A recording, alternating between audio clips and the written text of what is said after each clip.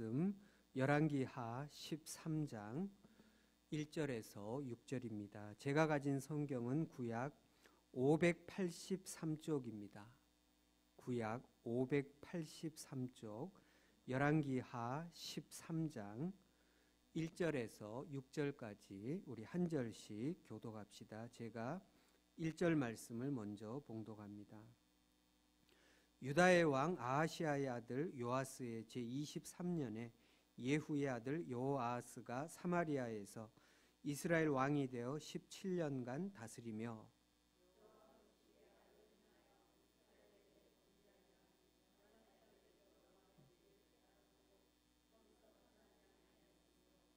여호와께서 이스라엘에게 노하사 늘 아람 왕 하사엘의 손과 그의 아들 베나닷의 손에 넘기셨더니 이스라엘을 학대함으로 여호아스가 여호와께 간구하매 여호와께서 들으셨으니 이는 그들이 학대받음을 보셨습니다. 여호와께서 이에 구원자를 이스라엘에게 주심에 이스라엘 자손이 아람 사람의 손에서 벗어나 전과 같이 자기 장막에 거하였으나 그들이 이스라엘에게 범죄하게 한 여로보암 집의 죄에서 떠나지 아니하고 그 안에서 따라 행하며 또 사마리아의 아세라 목상을 그냥 두었더라. 아멘. 잠깐 기도하겠습니다. 거룩하신 하나님 아버지, 은혜와 사랑을 진심으로 감사합니다. 오늘 한날도 우리들의 삶을 지켜주시고 이 시간 기도의 자리를 사모하며 주의 전에 나오게 하신 것을 감사합니다. 하나님 아버지, 우리는 하나님 앞에 연약한 존재들입니다. 우리에겐 어려운 일들도 많고 또한 우리 힘으로 해결할 수 없는 부분들도 너무나 많습니다. 성령 하나님께서 오늘도 우리와 함께 하시며 신원할 것은 신원하시고 해결할 것은 해결하여 주시옵소서. 이 시간 우리 모두가 말씀 앞에 섰습니다. 부족한 종을 진리의 도구로만 사용하셔서 전하는 자와 듣는 자가 함께 하나님 앞에서 은혜 받고 결단하는 귀한 시간 되게 하여 주시옵소서. 감사하옵고 예수님 이름으로 기도하옵나이다. 아멘. 할렐루야. 오늘 이 시간은 여호아하스라는 캐릭터를 통해 회개는 철저해야 한다라는 사실을 생각해 보려고 합니다. 오늘 본문 1절 말씀을 우리 다시 한번 읽어볼까요? 열왕기하 13장 1절 말씀을 우리 다시 한번 읽겠습니다. 유다의 왕 아하시아의 아들 요아스의 제23년에 예후의 아들 여호아하스가 사마리아에서 이스라엘 왕이 되어 17년간 다스리며 아멘. 1절은 왕위 등급 공식입니다. 이 열왕기서를 읽다 보면 북이스라엘과 남유다 왕들을 상호 교차적으로 소개합니다. 북이스라엘의 이렇게 왕들이 쭉 통치를 이어가면 같은 시각에 남유다도 왕들의 통치가 쭉 이어지잖아요. 그래서 북이스라엘 왕 몇 년도에 누가 다스리고 있을 때 남유다에서는 이제 누가 다스리고 그러면서 이제 북이스라엘 왕의 이야기를 하다가 이제 북이스라엘의 이야기가 어느 정도 마무리되면서 동시대에 남유다에서는 또 누가 왕이 돼서 몇 년간 다스리고 이런 식으로 열왕기서를 읽다 보면 북이스라엘 왕조 이야기 좀 나오다가 그리고 또 남유다 이야기 또 북이스라엘 남유다 이런 식으로 상호 교차적으로 계속해서 왕을 소개합니다. 그래서 지금 이 1절 말씀은 요아스가 남유다 왕으로 등극한 지 23년째 되는 해에 북이스라엘에서는 여호아하스가 왕이 돼서 사마리아에서 17년 동안 다스렸다. 그 이야기입니다. 우리가 열왕기서에서 왕위 등급 공식을 볼 때마다 생각해야 할 게 있습니다. 왕위에 올랐다는 것은 양날의 검처럼 잘 사용하면 엄청난 유익을 얻을 수도 있지만 반대로 잘못 사용하면 불행을 초래하게 된다는 것을 보게 됩니다. 하나님께서 우리 모두에게 주시는 기회도 마찬가지라고 생각합니다. 사랑하는 성도 여러분, 하나님께서 우리의 삶 가운데 매 순간 어떻게 보면 기회를 주고 계셔요. 그러면 하나님이 주신 그 기회를 우리가 하나님의 영광을 위해서 잘 사용하게 되면 그 모든 기회들이 우리에게 큰 은혜가 되고 복이 될 수 있지만, 반대로 하나님이 우리에게 주신 기회를 하나님이 기뻐하시지 않는 잘못된 방향으로 사용하게 된다면 그 모든 것들은 우리에게 엄청난 불행을 안겨다 줄 수도 있다는 거죠. 여러분, 왕위에 올랐다고 하는 것, 이것은 좋게 이야기하면 하나님의 뜻을 펼칠 수 있는 절호의 기회입니다. 왜냐하면 왕에게는 힘과 엄청난 권력이 주어지잖아요. 그리고 북이스라엘이나 남유다는 신정 국가예요.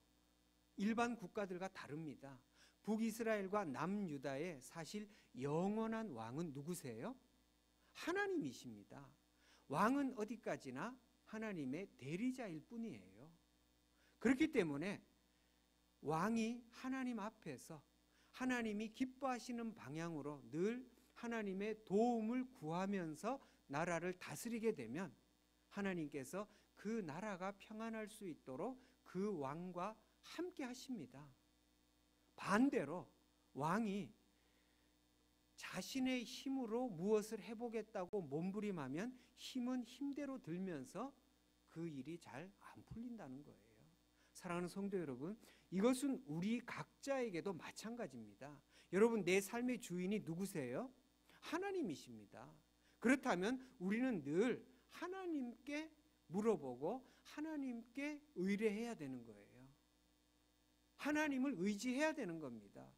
그러면서 하나님이 주시는 힘을 공급받아서 하나님이 우리에게 맡겨주신 일들을 감당해 나가면 그 일은 잘 풀리기 마련입니다. 그러나 내 인생의 주인이 나라고 생각하고 모든 것을 내가 결정하고 그리고 거기에 따른 책임도 내가 지겠다고 생각한다면 그 삶이 얼마나 피곤하고 힘들겠어요. 모든 것을 하나하나 내가 계획을 세워야 되잖아요. 그리고 하나하나 그것을 진행해야 되고요. 그리고 거기에 따른 결과도 온전히 내가 책임을 져야 되니까 얼마나 힘이 들겠어요.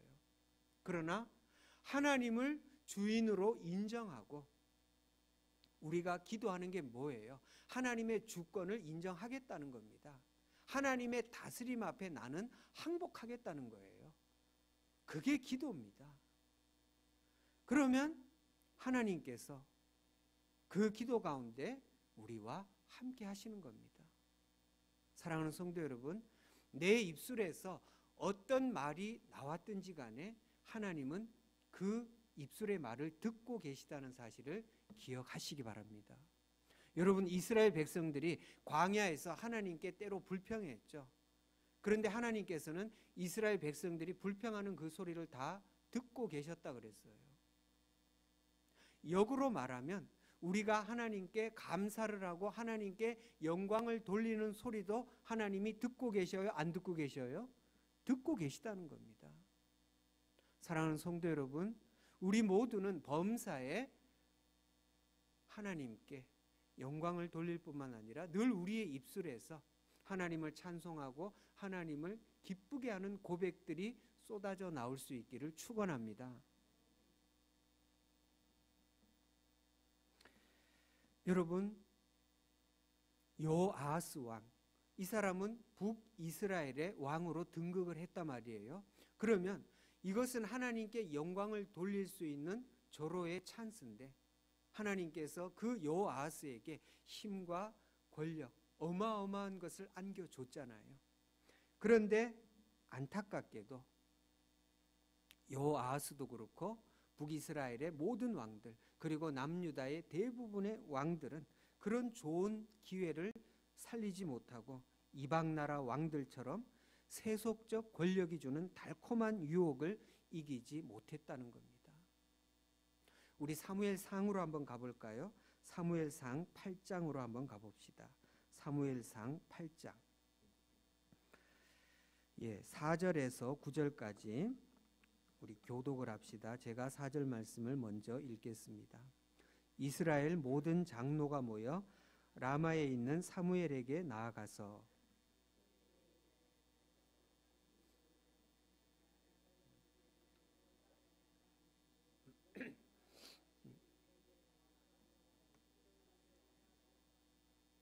우리에게 왕을 주어 우리를 다스리게 하라 했을 때에 사무엘이 그것을 기뻐하지 아니하여 여호와께 기도하며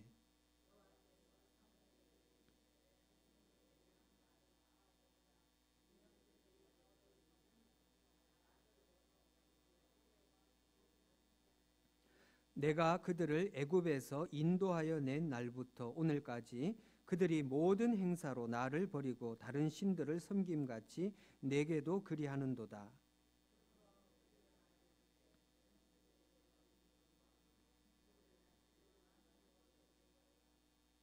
아멘. 여기 보세요. 이스라엘 사람들이 사무엘을 찾아와서 우리도 다른 나라들처럼 왕을 세워달라. 예전에 사용했던 개역 한글 성경에 보면 우리도 열방처럼 왕을 세워달라. 여러분 아까도 말씀드렸지만 이스라엘의 왕은 누구세요? 하나님이세요. 그런데 열방처럼 우리도 다른 나라들처럼 왕을 세워달라. 이 얘기는 결국 하나님의 통치를 거부하는 얘기예요. 여러분 다른 나라, 열방, 이방 나라는 결코 이스라엘의 롤 모델이 될 수 없어요. 오히려 이방 나라가 이스라엘을 롤 모델로 삼아야 되잖아요. 그것은 이스라엘이 다른 모든 나라들이 볼 때도 이스라엘은 정말 우리가 롤 모델로 삼을 만한 나라야. 우리가 이스라엘을 본받아야 돼. 그런 삶을 살아가라는 의미잖아요. 오늘날 한국교회의 위상이 추락한 이유가 여러분 어디에 있다고 생각합니까? 하나님은 교회를, 우리 그리스도인들을 세상의 빛과 소금으로 세우셨는데 오늘 한국교회와 우리의 삶을 들여다보면 빛과 소금은 고사하고 오히려 세상보다 더 부패했고 세상보다 더 어두운 것은 아닌지 냉철하게 좀 돌아볼 수 있었으면 좋겠습니다. 우리는 교회의 세속화를 철저히 경계해야 합니다. 세상이 교회를 보며 희망을 발견해야 하는데 도리어 교회가 세상 속에 동화되고 있으니 심각한 문제가 아닐 수 없습니다. 여러분 세상이 교회를 보면서 그래도 교회는 우리의 희망이야. 그래도 교회는 마지막 보루야. 이렇게 돼야 되잖아요. 그런데 세상이 지금 교회를 점점 닮아가고 있고 세상이 오히려 교회가 오히려 세상에 동화되고 있으니 얼마나 통탄할 노릇입니까?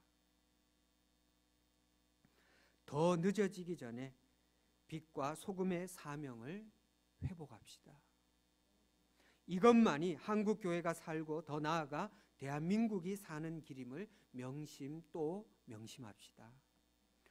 우리 오늘 본문 2절에서 5절 다시 본문으로 갑니다. 열왕기하 13장 2절에서 5절을 좀 천천히 한번 뜻을 생각하면서 같이 읽어볼까요? 본문 2절에서 5절까지 천천히 봉독하겠습니다. 여호와 보시기에 악을 행하여 이스라엘에게 범죄하게 한 느바세 아들 여로보암의 죄를 따라가고 거기서 떠나지 아니하였으므로 여호와께서 이스라엘에게 노하사 늘 아람 왕 하사엘의 손과 그의 아들 베나닷의 손에 넘기셨더니 아람 왕이 이스라엘을 학대함으로 요아스가 여호와께 간구하매 여호와께서 들으셨으니 이는 그들이 학대받음을 보셨음이라. 여호와께서 이에 구원자를 이스라엘에게 주심에 이스라엘 자손이 아람 사람의 손에서 벗어나 전과 같이 자기 장막에 거하였으나. 아멘. 여러분 2절에서 5절까지 천천히 읽다 보니까 어떤 느낌이 드세요? 2절에서 5절을 천천히 읽다 보니까 어떤 느낌이 들어요? 내가 지금 열왕기를 읽고 있는지 사사기를 읽고 있는지 착각할 정도입니다. 오늘 이 열왕기하 13장 2절에서 5절 말씀을 사사기의 어느 부분에 가서 여러분들이 한번 이렇게 읽어보세요. 꼭 사사기의 데자뷰 같아요. 여러분 사사기의 영적 사이클은 범죄, 심판, 간구, 구원입니다. 오늘 본문 2절에서 여호아하스가 범죄하죠. 그래서 3절에 보면 하나님께서 아람 왕을 들어서 심판을 하죠. 그래서 4절에 보면 여호아하스가 살려달라고 하나님께 부르짖죠. 간구. 그래서 5절에 하나님께서 구원자를 세워 아람 왕의 손에서 벗어나게 합니다. 요 구절이 꼭 사사기의 그 영적 사이클 공식을 그대로 따르고 있다는 거예요. 그런데 문제는 6절입니다. 6절. 우리 6절 한번 읽어봅시다. 6절 시작. 그들이 이스라엘에게 범죄하게 한 여로보암 집의 죄에서 떠나지 아니하고 그 안에서 따라 행하며 또 사마리아의 아세라 목상을 그냥 두었더라. 자, 보세요. 하나님께서 아람 왕의 손에서 구원자를 세워 구원해 줬으면 그 다음에는 그러면 어떻게 해야 돼요? 자, 여러분 잘 보세요. 하나님 앞에 범죄했잖아요. 그래서 하나님이 아람 나라를 들어 징계했잖아요. 그래서 하나님 앞에 살려달라고 부르짖었잖아요. 그래서 하나님이 구원자를 세워서 살려줬잖아요. 그러면 어떻게 해야 돼요? 하나님이 살려줬으면 그 다음에는 어떻게 해야 돼요? 하나님 앞에 바르게 살아가야 되잖아요. 근데 6절 보세요. 아무것도 달라진 게 없어요. 아세라 목상도 그냥 두고 여전히 여로보암의 죄에서 떠나지 아니했고, 이건 사사시대보다 더 악해요. 사사시대는 하나님이 사사를 세워서 구원해 주고 나면 그래도 그 땅에 뭐 40년이 됐던 30년이 됐던 평안함을 가져왔단 말이에요. 그래도 그 사사가 다스리는 동안에 조금은 나아졌단 말이에요. 그런데 오늘 본문 말씀에서는 기껏 살려달라 그래서 하나님이 살려줬더니만 아무것도 달라진 게 없다는 거예요. 사랑하는 성도 여러분, 혹시 오늘 우리의 삶 가운데는 이런 거 없습니까? 우리가 아쉬울 때는 하나님 앞에 살려달라고 애걸복걸하고 하나님 앞에 매달려 놓고선 기껏 하나님이 문제 해결해 주고 하나님이 살려준 다음에는 전혀 나에게 개선된 모습이 없다든가 그런 거 없냐 말이에요. 여러분, 국어수사법에 보면 점층법이라고 있죠. 조금씩 강도가 이제 세지는 거죠. 예수님을 닮아가는 것도 우리가 평생 동안 몸부림해야 합니다. 그렇죠? 예. 우리가 한순간에 어떻게 예수님을 닮겠어요? 날마다 조금씩 그분을 닮기 위해서. 사도 바울이 어떤 고백을 했습니까? 나는 날마다 죽노라. 왜 그런 고백을 했겠어요? 하나님 앞에서 늘 나의 옛 자아는 죽어야 되는 거예요. 그리고 내 속사람은 부활하신 주님을 따라 부활하신 주님의 그 의를 본받는 모습으로 계속해서 살아야 된다는 거죠. 여러분, 악이라고 하는 것, 선의 반대말 악이라고 하는 것도요, 방치하면 조금씩 내 영혼을 병들게 하고 갉아먹는다는 것을 기억해야 합니다. 그렇기 때문에 악은 초장의 뿌리를 뽑아야 돼요. 여러분, 악은 그 모양이라도 버리라고 했죠. 선한 데는 지혜롭고 악한 데는 미련하라 그랬잖아요. 여러분, 우리가 악을 초장의 뿌리를 뽑아야 되는데 그래도 최선을 다하다가 실수하고 넘어졌을 때, 그럴 때는 어떻게 해야 돼요? 하나님께 엎드려 철저히 회개해야 합니다. 여러분, 오늘 말씀의 제목이 뭔 줄 아세요? 자막에서 저는 제목을 얼른 띄워줄 줄 알았는데, 맞습니다. 회개는 철저하게.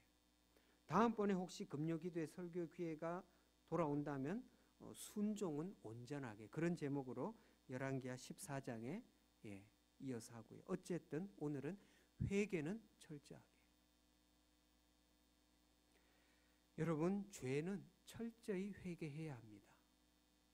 믿습니까? 네, 죄는 철저히 회개해야 합니다. 한번 따라합시다. 회개는 철저하게. 불순물을 완전히 제거해야 돼요. 예수님도 죄인은 사랑하셨지만 죄는 철저히 경계하셨습니다. 여러분 요한복음 8장에 보면 현장에서 가늠하다 잡힌 여인이 있죠. 그 여인을 돌로 치겠다고 다들 몰려들었을 때 예수님이 그 사람들을 향해서 뭐라고 말씀하셨어요? 너희 중에 죄 없는 자가 먼저 돌로 치라. 그러니까 다들 양심의 가책을 느껴서 돌을 떨어뜨리고 하나씩 하나씩 떠나잖아요. 그래도 그 시대 사람들은 양심에 호소하면 통했어요. 만약 오늘 우리 시대에 너희 중에 죄 없는 자가 먼저 돌로 치라 그러면 우리 시대 사람들은 그래도 돌로 칠 것 같아요. 그렇죠? 그래도 예수님 시대 사람들은 한 가닥 양심의 가책은 있었던 것 같아요. 너희 중에 죄 없는 자가 먼저 돌로 치라 그러니까 다들 양심의 가책을 받고 돌을 놓고 그 자리를 떠나잖아요. 자, 그때 예수님께서 여인하고 예수님 두 사람만 남았습니다. 예수님이 여인에게 뭐라고 말씀한 줄 아세요? 나도 너를 정죄하지 아니하노니 가서 다시는 죄를 짓지 말라. 보세요. 우리 예수님도 죄인은 사랑하셨지만 죄는 철저하게 경계하고 있잖아요. 나도 너를 정죄하지 아니하노니 가서 다시는 죄를 짓지 말라. 여러분 저는 그 여인이 그 후에 과연 어떤 삶을 살았을까 가끔씩 생각을 해봐요. 그 여인이 정말 죄를 전혀 짓지 않았을까요? 그 여인도 죄를 갖고 태어난 사람인데 어떻게 죄를 전혀 짓지 않았겠어요? 그러나 적어도 그 여인이 간음죄는 짓지 않았을 것이다. 저는 그런 생각을 해봅니다. 왜냐하면 그런 유혹이 만약 그 여인에게 밀려왔을 때 어떤 생각이 들었겠어요? 그때 나를 용서하셨던 예수님의 그 인자한 눈빛이 생각나지 않았겠어요? 나도 너를 정죄하지 아니하노니 가서 다시는 죄를 짓지 말라. 아마도 그 여인은 그 이후에 적어도 간음죄는 짓지 않았을 것이다. 이처럼 회개는 죄로부터 완전히 돌아서는 겁니다, 여러분. 세례 요한이 사역을 시작하면서 첫 일성이 무엇입니까? 예수님이 공생의 사역을 하시면서 첫 일성이 뭐예요, 여러분? 세례 요한의 첫 일성과 예수님의 첫 일성이 똑같아요. 뭐예요? 회개하라, 천국이 가까웠느니라. 세례 요한은 회개에 합당한 열매를 맺으라 그랬어요. 회개했느냐의 여부는 회개에 따른 구체적인 열매의 유무로 확인할 수 있습니다. 예를 들어 누가복음 19장에 나오는 삭개오의 경우 예수님을 만난 후에 구체적으로 결단해요. 구체적으로 회개했다는 그 증거가 드러납니다. 삭개오가 예수님께 이런 고백을 해요. 내 소유의 절반을 가난한 자들에게 주겠사오며 만일 누구의 것을 속여 빼앗은 일이 있으면 네 갑절이나 갚겠나이다. 이렇게 구체적으로 삭개오는 회개의 열매를 맺었습니다. 말씀을 정리합니다. 계속해서 말씀드렸지만 열왕기의 1차 독자는 바벨론 포로 공동체입니다. 이들이 오늘 본문에 나오는 여호아하스를 보면서 하나님의 은혜로 아람의 손에서 벗어났으면서도 여전히 죄를 청산하지 않는 여호아하스의 모습을 보면서 바벨론 포로 공동체가 어떤 생각을 했겠어요? 회개하지 않는 여호아하스의 모습이 바로 우리의 모습이구나.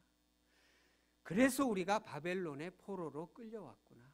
이 생각을 하지 않았겠어요? 사랑하는 성도 여러분, 우리는 끊임없이 하나님 앞에서 성화되어야 합니다.